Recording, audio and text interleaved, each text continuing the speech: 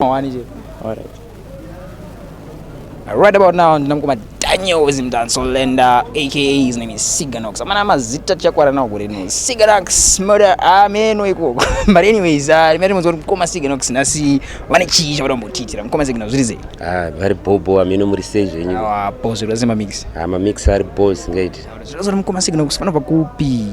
Inini ndinobva munombindura, ndiri mugari wemunombindura since 1997. 1997? Yeah. Ndizvo ngoma. Saka mangoma makatanga rini ngoma? Mangoma ndakatanga kumaimba 2003. Yay! Ndichiri primary level. Muchikuti yeah man. Yeah, but time yacho maimbira atamaita aiwa tasingamaita unge zvakuitwawo izvezva. Tandino mangu maimbira atamaita ndakatanga ndiri kuchipawo. Yeah, ndokwandatangira music ikoko. Many different vibes and everything. Yeah. But before we go any further, we want to know just a brief, what got you into this position and why are you in here? Zvakaitwa ndiwe muno nyaya yekuchiva iyi tapedzera tazotora zvisiri zvedu manje.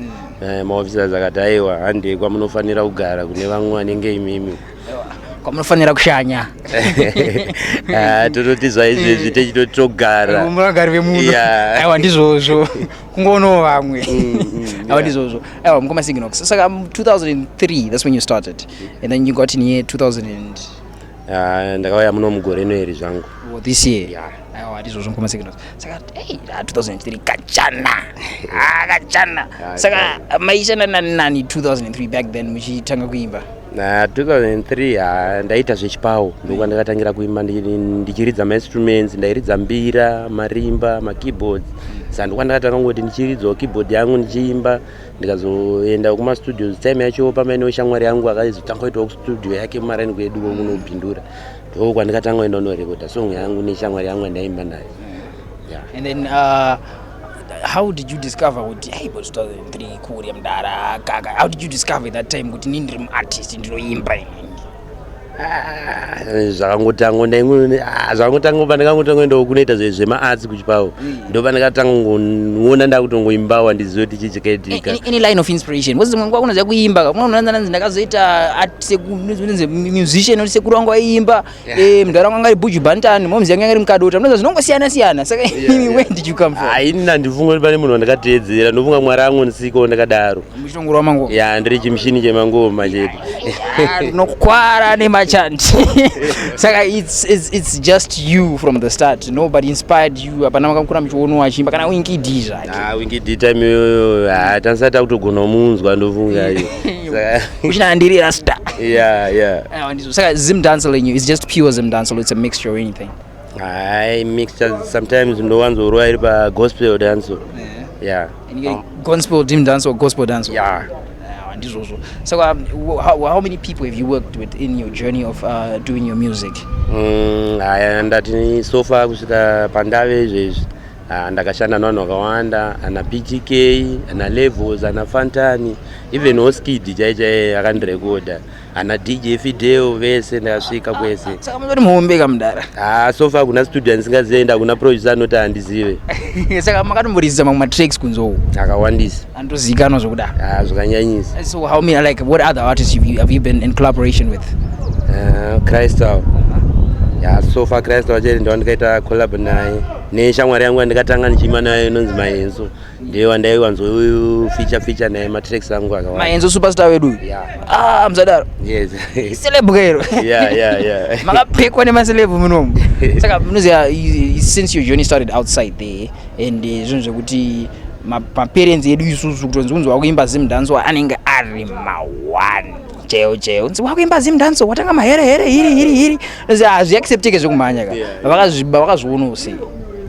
Maparents angu vakambotanga vachitondirova zvekusvika kuti ndaitozombosvika kana kutotiza kumba. Ndonotiza ndoenda kana kunokuHarare uko. Ndoti ndopa ndaizosanganawo nana Levels anani papo nditori mukutiza kwangu because music ndainzwa iri mandiri chaiyo zvavaida ndiite ivo. ndaiona zvibatsira but nemoyo wangu manje ndaizoona zvisingandibatsire manje but maizotizira kuye kwarare mdara kazotizirwa kana musango pasera apa ndatombotizira tikatoenda kuMozambique muri mtizi mukuru aiwa boss kuti saka when did they try, what did they take when did they start accepting your talent kuti aiwa mukomana ndiwe mangoma ngatingomsiyero ichi mangoma pavakazoona vakazoshamisa vakagara umba vari kuona TV manje vari kuona parutwa program yainzi Starbright vari kuona rubuda pepe paStarbright pepe vakati ko munhu uyu paTV futi aina nguva ifuti munhu uyu atokuTV apo ndisuti kumutsvaga kumba kuno atizira kuTV kubvira ipapo kabva ngoti aiwa chimomusiya timboona kuti anoita sei nezvinhu zvaari kuda kuita izvi and from there onwards they started understanding kuti mukomana nda mangoma and tofanira ngomusiya ndanda kutotiwo ndikatoti mama ndikudawo kana marevers ndomboenda kuharare ndimboona vakomana vangu ndinorekodha music yangu vangu vakutokwanisa kutondibudisirawo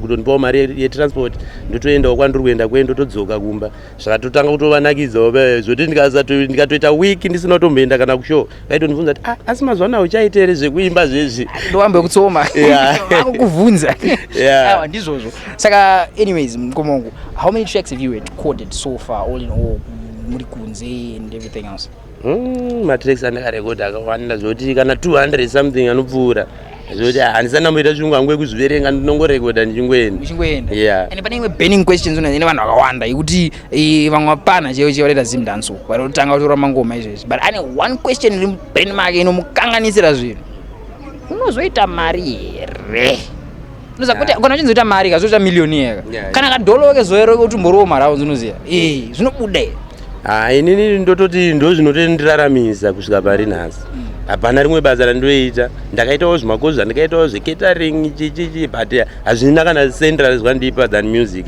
ndoinotondiraramisa kusvika pandiri nhasi saka chenye chibhadhara panenge ari mashows chii zvine zvifamba sei mashows atinoenda ndomatinozonowana nemari dzatinoonana nadzo uri wana disclose even masponsors mamwe akakuona kushow kwekwe vanouya kutanga kupawo zvavanokupawo zviendawo zvakangodaro I don't want to disclose or put out anybody who's in the music industry who promotes these things. But noziya tingida kuziya kuti mafunding achananga ari bobo here kana ringochasona pana vanhu 4 million kabandapowa $2. Tinotongoti isu kazhinji kana usati waenda patinoti pahiti paipeka hatasiro kuti unyanye kucomplaina zitereki zvishoma zviripo izvo zvotenda ndoti ushande futi neshungu usvike paunzi bhosi chatinorwira unzi number 1 ukaita number 1 ka unokwanisa kutaura zvaunoda kupromota asi kana uri kumashure kwevamwe kutongonyarara uchiteerawo chingondodyawo chenji idzodzo saka muri muno mune masongs amati mambonyora here so far ndine song yandakanyora ndo yandinoda kuti ndiimbe nhasi uno freestyle thing ko freestyle rotinga kuti mashizha muti imba munorova here ndinorova chero ndakarara ndoimba nene mangoma ekope aiwa ndizvozvo saka mene tikupe nguva yenyu munyatsotorera tirekera muda kuti ipa mkomo iri bo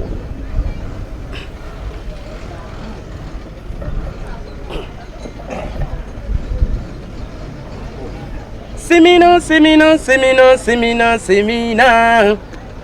ndinonzi Ciggar Knox pakutanga ini ndaiva zvetimasta pane mari wandishandiwana fasta vakanditadza maprofita nemarasta ndakazogonekwa kujeri ndonzigera rasta vakandikasta timoni magadhicheri ndipo pandakatanga kuziva bhaibheri saka ndati ndinokunamatai baba mune nyasha ndinokunamatai baba pandinochema imimi mwari munondinyaradza ndinokunamatai baba mune nyasha ndinokunamatai baba pandinochema imimi mwari munondi imi mwari ndati ndimi munondisympathiza pari pasimba mimi munondienergiza kunyangwe vavengi vakada kundijopadhiza ndinoziziva hamumbofema ndidisguiza zasolomoni makandipa uchenjeri vavengi pandiri saka ni havaswederi ibaba ndimi chete wandoshumira muupenyu hwangu munondipa zvandoshuwira saka ndati ndinokunamatai baba mune nyasha ndinokunamatai baba pandinochema imimi mwari munondi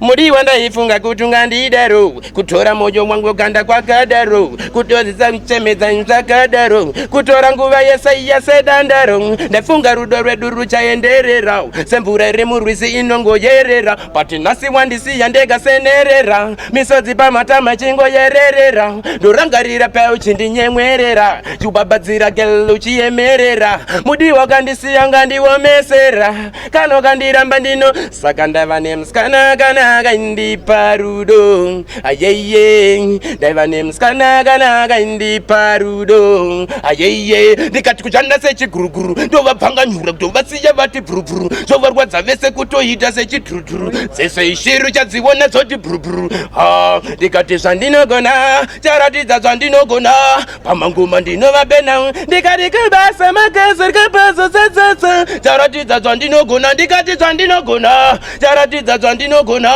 pamangoma ndinovabena, ndikati kubasa magezi rikapazosadzadza, charatidza zvandinogona, ndikati ngoma racho dindi mtibvu nopinopisa, ukaita dzungu yesu tokuwachisa vana mainini mahwani.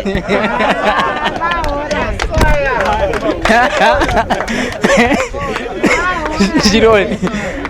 Komana handisi kushora komana. Handisi kushora kwandikabva, handisi kushora chikurubi, handisi kushora central. But as a manje bindura mahwani. Musanyeperwe, mukasasimwa zisimbe muri kupedzerwa. Aiwa bo, aiwa bobo. Aiwa bo. Nari mumira. Aiwa chibaba icho, ndo chibaba chaicho.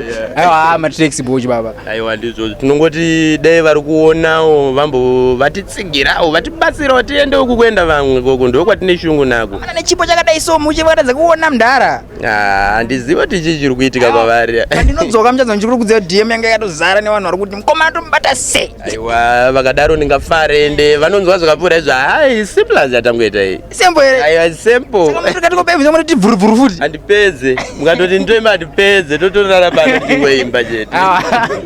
Aiwa Bulato, aiwa. Much love and appreciate. We appreciate the talent in art. I respect for that mdara. Saka what parting words we want to say to your fans, everybody who's listening? Ndinoda kungoti kuvateereri dai mambotiponzeve isusu. Mambomira kuita zvezve zvisina unhu zvakaita kuti tisvike munomu. Mombonzwawo zvatinokutsurai kana patichataurawo nepatichakuudzai nekuti kuti tive kunoku hakusi kuda, asi tinoziva kuti tichauyako muchanzwa zvakawanda ikoko. Aiwa ndizvozvo, aiwa vachazoti ainzi chibhurubhuru watu aiwa chibaba chakaipa ichi. Musanyeperwe. Hakuna zvapulo kuredzera kumashure. Mukomana akaipa uyu. Anyways, thank you very much baba. Thank you so much.